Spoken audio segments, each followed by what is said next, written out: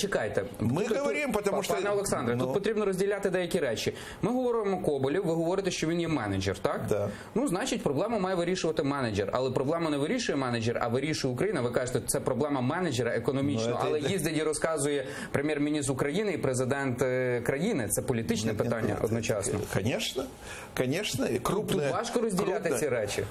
Коли виграє Коболєв в стокгольмському арбітражі, хто коментує ці всі речі? Влада України, перемога.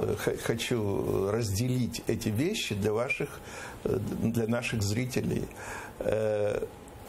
Одно дело, что мы получим ущерб в краткосрочный и среднесрочный период от того, что у нас уйдет часть нашего дохода. Другое дело, что мы получим выгоду стратегическую в том, что мы будем меньше зависеть от России.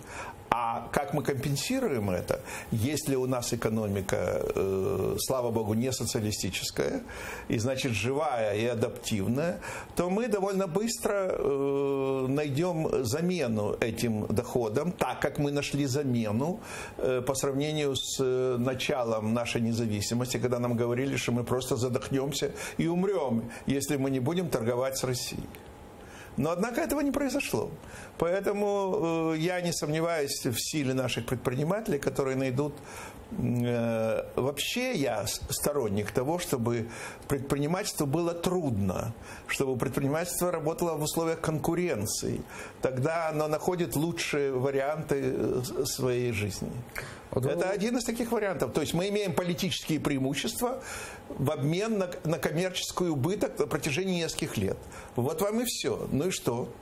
Политические преимущества в отношении России сейчас мне представляются стратегически важнее, чем тот убыток на протяжении нескольких лет, который мы будем иметь. Это я говорю.